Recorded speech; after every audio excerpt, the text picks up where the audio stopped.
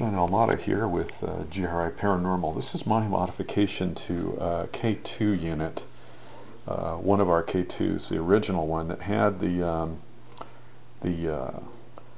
momentary contact switch, and I also wanted to add audio, so I added a piezoelectric buzzer to it.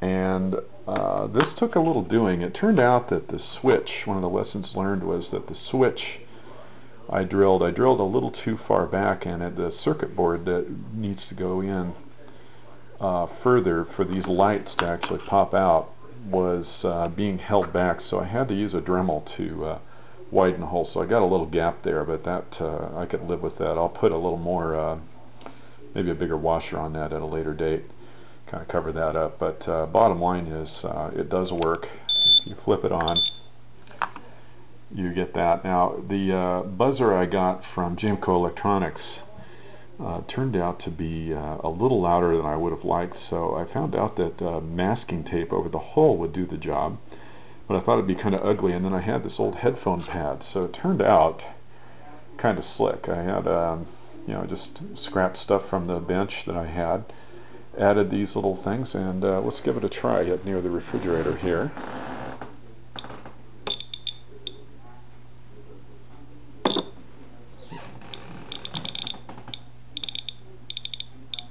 Fairly, there we go, getting near one of the sources.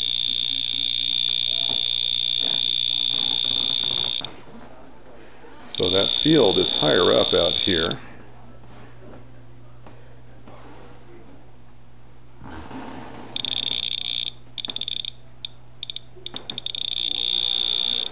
Now let's get near one of the controls here.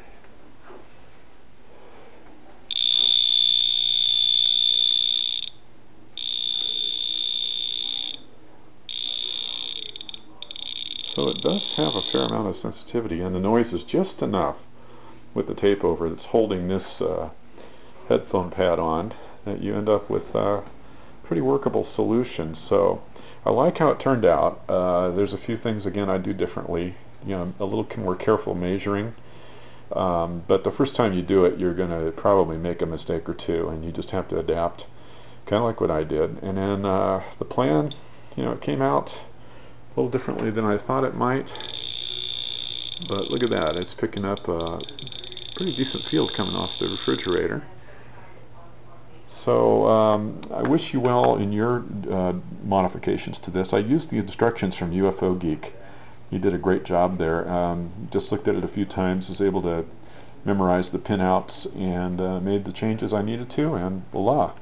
So you'll know it worked great when you can flip the switch and you get two beeps like that, and get the kind of noise you get from the piezoelectric buzzer.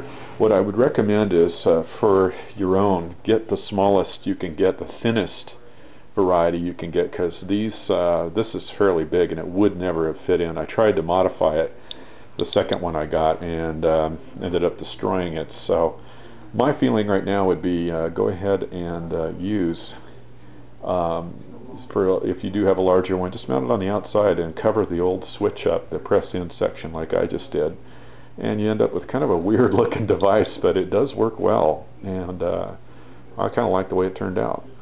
This is John Almada for Ghostwriter Investigations, signing off.